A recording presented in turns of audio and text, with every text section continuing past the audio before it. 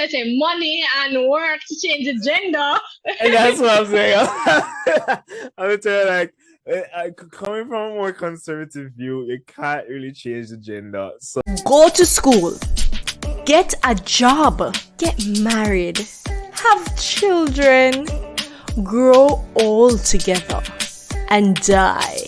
What a farce reality they had me living for a little under 30 years. And I don't know about you, but I have not been nourishing my body, mind, and soul with the substance that it needs to lead the life that I really want to lead. I mean, I've come to realize that the decisions I make for my body, mind, and soul will actually influence the life that I lead. And maybe that's not your reality and you're not thinking about health right now, but you're intrigued by this intro. So stay and come reason with Ash Healthy Lifestyle. Hello. I know I am not as consistent as other YouTubers, and I feel I'm a little insecure about it. I don't know about you, but I think that is something I'm striving to be, right? It's something that it's a goal of mine, especially for the series that I'm producing on YouTube. If you're new to this channel, welcome. Hit the subscribe button. Hit the notification bell, because when you do that, you'll be notified every time I publish content on this channel. So, that little bell at the bottom, hit it. In this video, we're going to be talking about how are we preventing non-communicable diseases. And when you hear non-communicable, it means that you can't pass it on to somebody just like that, unless it is within your family. Right? So you're born with it based on your genes, based on, your family history. Non-communicable diseases are quite common in Jamaica. And in my family, on both sides, I can tell you that diabetes is something that them trouble with. Hypertension. Education. All right. And Makeda is trying to say hypertension. And recently, in having this conversation and doing some research, I was made aware that cancer is identified as an NCD. So, to help me to have this conversation, I invited Mr. Mischa Christie. He's a registered pharmacist, but he's also a avid content creator. He recently migrated to the UK, and I was particularly interested in having a conversation with Mr. Christie because he's one of those content creators who I admire. Why? Because this young man have found a nice way, or effective ways, I should say, to share and demystify information about our health. And people like him, especially in the medical fraternity, need to be celebrated. So, this intro won't be long. I want to get straight into it. And just to let you know, this is actually video number 4 in the series. So if you haven't watched the other videos, I invite you to go and watch them. Reason with Ash, Healthy Lifestyle. Now, over to you, Mr. Christie. So these are diseases that you cannot catch. So once somebody say, "Oh, me catch this," it's not a non-communicable disease, because they come about from, like, it either develops in you based on certain factors like probably gender, age, or probably just the environment you're around, or you're probably born with it. Maybe it's Maybelline, or you're probably born with it because of genetics. So it's not something that you're going to pass on to somebody via, say, coughing, bodily fluids, or so on. The only way you could possibly pass on non-communicable diseases is through, like, having offspring. That's the only way you would pass it on, but that's still not a communicable source. Right? That's not communicable. Communicable is like coughing, sneezing, sweating.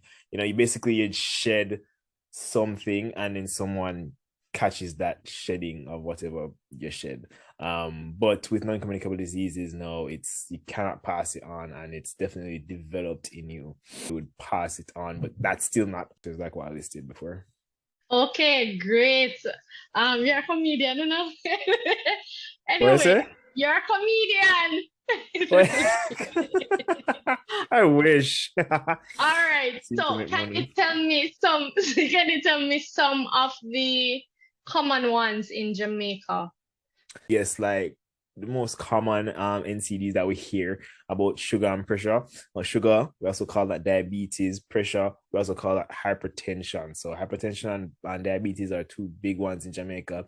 Other ones that are actually more common, I would probably think, is actually cancer. Cancer is another big NCD that's in Jamaica.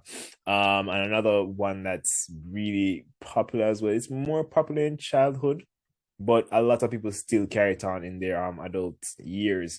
Is asthma. So asthma is another non-communicable disease that you can actually think about when you think about Jamaica. Those are definitely some more of the more popular ones in Jamaica.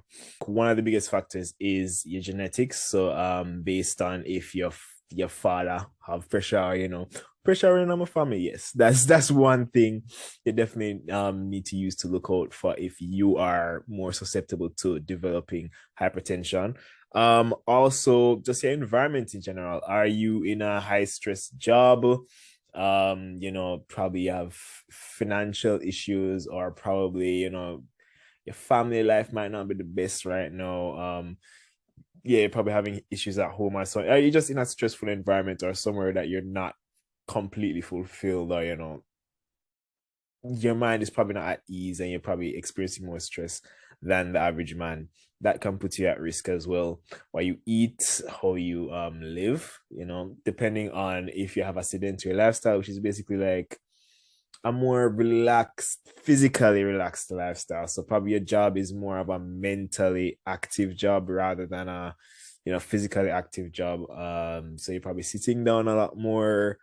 And then no, you sitting down a lot around the computer. Sometimes, a lot of the times you find that I'm around this computer and I'm doing something, I need something to munch on, so you're probably eating a lot more as well.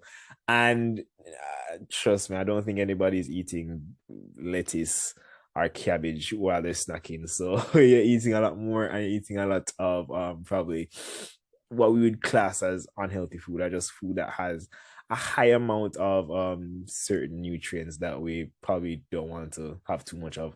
And speaking of that, if your diet consists of high salt foods, so salty foods as well as greasy foods as well, can increase your risk of developing hypertension. I cannot remember who is more susceptible. I think men are more susceptible to hypertension than women. Don't You can definitely fact check me on that, but I think men are more susceptible to hypertension than women. So again, definitely want to know what are those things that you can't change. So you can't change your age, because the older you get, the more susceptible you are to most of these NCDs. You can't change your age. It's like I know what you're gonna say. Like, So it's gonna okay. take a little bit of, I want to say, money and work to change the gender. And that's what I'm saying. I'm telling you, like, I can't change your genetics. So those are the things you cannot change. So definitely look at that to be like, all right, I'm already at a high risk for this thing. Then now you go ahead to look at what you can change. So the risk factors that you can change or limit or increase to help reduce your risk of going over into a diagnosis of any of these NCDs. You look at your lifestyle. If you have a sedentary job, or like a job or a sedentary lifestyle, you want to make sure that every time that you can, you're getting in some steps, or you're doing some physical activity. If it is that may take a bus to this place, probably see if you can walk out to that place a little bit more, if you're probably in a safer area.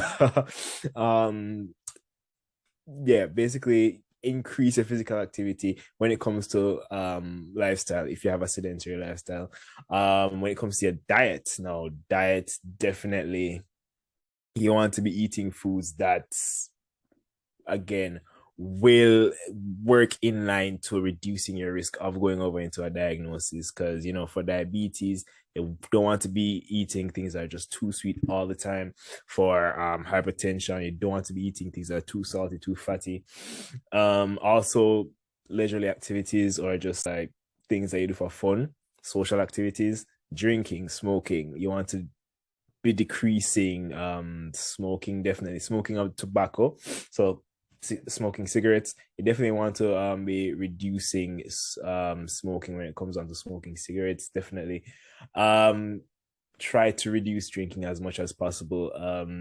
Trust me, moving over here to the UK, there's such an alcohol heavy culture up here where it's like every time, oh, let's go do something fun, it has to include alcohol, which I mean, yeah, but to the levels that I see over here is like, wow, it's kind of actually troubling now. But yeah, definitely see where you can reduce those activities so they can also reduce your risk of, again, getting a diagnosis for any of these things.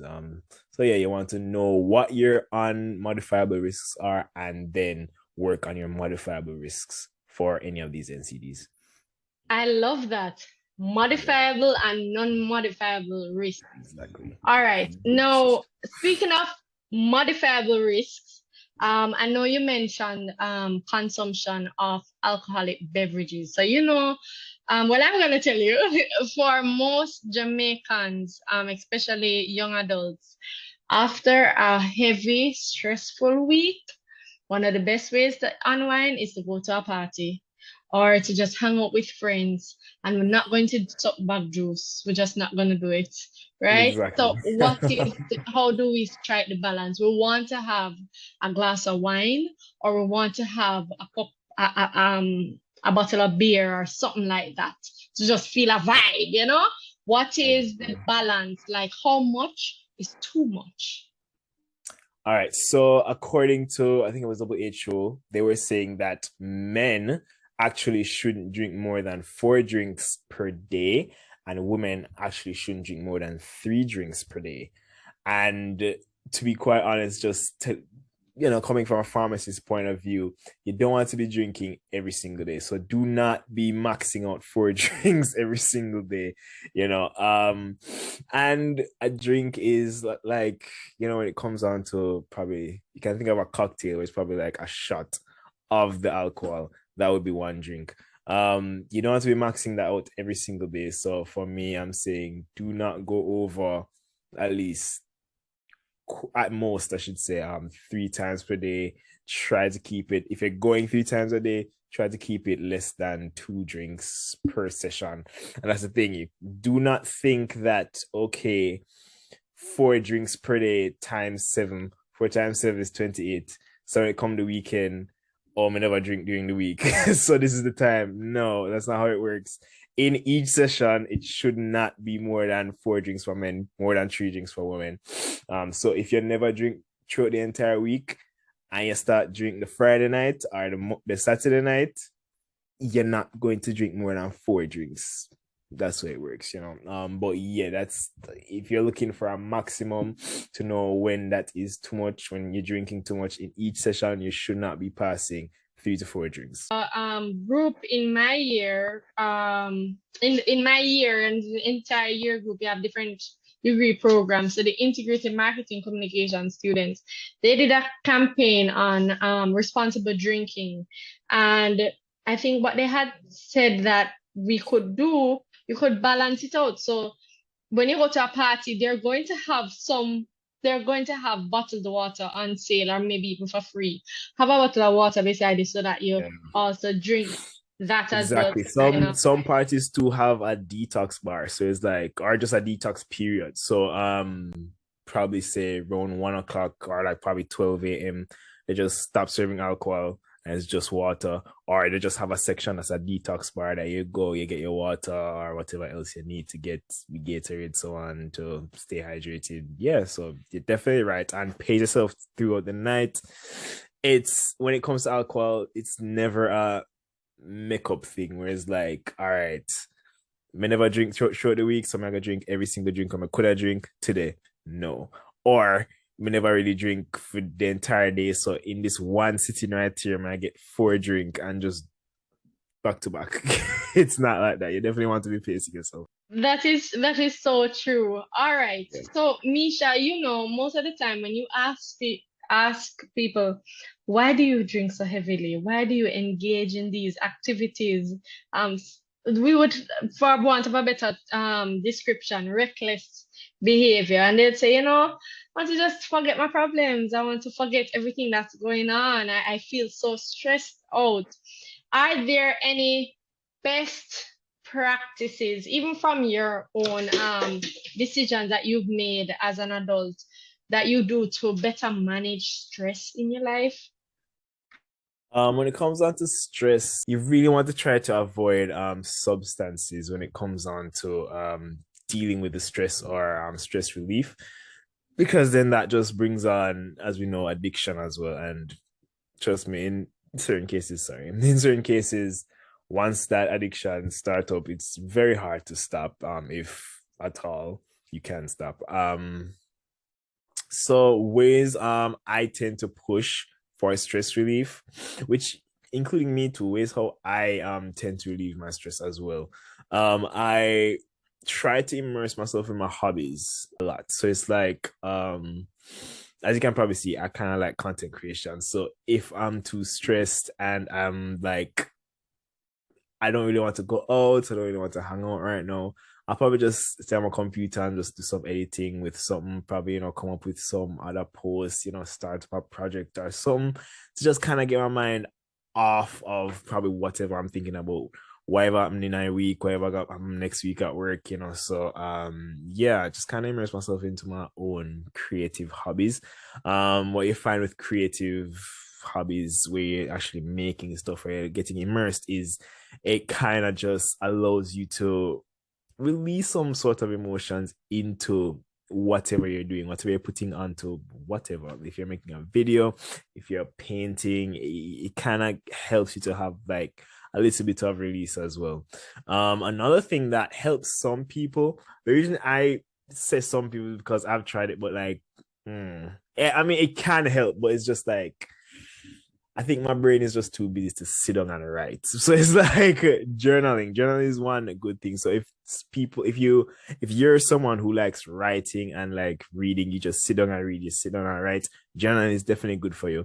And I know what some people do is, I keep saying this because I actually find it so interesting, that they'll just, if they're thinking about any bad thoughts or they have just some couple bad thoughts, they'll just write each one of those thoughts down on the paper and then probably crush it up and throw it away, or they probably light it on fire or something like so. And some people say that actually does help them, and you can see how that helps you. It kind of gives you that a little metaphor, but like at the same time, kind of boosts you up a little bit, So I definitely understand how that can. One of the things that I do to manage stress is to exercise. So recently I restarted my whole exercise journey, and it has been fun, especially I'm a mom, so I have a 2-year-old, and she gets on into the action as well, and it's just very enjoyable. So I think exercise is good as well as getting involved in some sporting activity or something like that I think that also helps with the managing stress. Yeah. And I was going to zone in on yoga as well, because yoga is definitely it's a very holistic exercise where it helps you physically, spiritually, emotionally, mentally. So if you want one of those things that can definitely just give you a holistic help, or like help to manage it holistically, yoga is definitely one of those exercises that you can try. Have you ever tried it? Yeah, I've done it. I even have a video on my YouTube of basically a little, like, a beginner routine for yoga with a yogi. That's what the yoga teachers are called, I think. Yogi or yoga. I've never actually said that word. Yogi, okay, yeah. Yeah, his name is Donovan. So yeah, we have a video up on my medical channel. Just a little yoga routine for beginners if you want to do something in the morning, just kind of get you ready for the day. May I have your permission to insert it in here so people can Yes, insert it. Yeah, man, yeah, man. And if you can probably big up Donovan as well. Of Yeah, course, of course. yeah, man. I would love for us to just finish this off talking about that. Mm. So, as you mentioned, we have to be careful with our portions and how we prepare certain meals so that we're not having too much of certain nutrients. So, as you said, the saltfish, it has to be well soaked so it's not too salt. So, for Yeah. somebody who is hypertensive, right? Are you saying that they shouldn't have saltfish? Definitely soak it out. Soak it out. Probably if you can do a little double soak, like you soak it tonight, and you can probably throw off that water and you soak it again. To throw off the water again, you can. But if it is that you can altogether get rid of the saltfish, then you can. Because I've had ackee without saltfish, and honestly, if you just add a little bit of salt, you probably might not even know the difference. So it's like, because I mean, when it comes out to saltfish, anyway, it's just like little string of fish you have anyway. So it's not, if you can try to remove the saltfish and just add like a toops of salt, because that way you can control how much salt is in there. Because you can look at it and say like, half a teaspoon. You make the ackee and you just sprinkle it over. You probably make up the flavor with some pepper or something like some. Yam, banana, some other ground provision in there. How much Mm. of that should be on your plate for a diabetic? Very least or at most be like half of what someone normally would have. So like you cannot be having the two dumpling, two banana, two yam all at the same time on the same plate. In a lot of cases, you probably have to go choose one. Like choose two out of those. So probably choose one banana, one dumpling, and then probably make it up with ackee. I mean, if the ackee is not too oily, because then that'll affect the diabetics again as well. So it's like you have to just make sure that everything is cooked well. Also, I just wanted to mention the fact that you do have a lot of flours that have a lower starch content in them. So it does have a lower glycemic level, a lower sugar level. So it would cause less of say a spike in their blood sugar. So they can explore things like that. And they can explore different flour like that can be lower in starch. When it comes to the growing provision, definitely it's just about reducing amount that you're taking, because people what people are thinking is that is sugar. Like it has to be something sweet that going to cause that spike, and it's like no, it not even named sugar. We just call it sugar. So it's like but definitely. But thank you so much for your advice. I really, really appreciate it. And if your followers want more, they can always go check out the free ebook that I have there, preventing non-communicable diseases. So it's free, guys. It's free. Where can I access it? It's in a link on my Instagram, but I can send you the Yeah, link. so I can link it in the description. Exactly, yeah. So either that, look in our description, or if you visit my Instagram page at MDC_RX,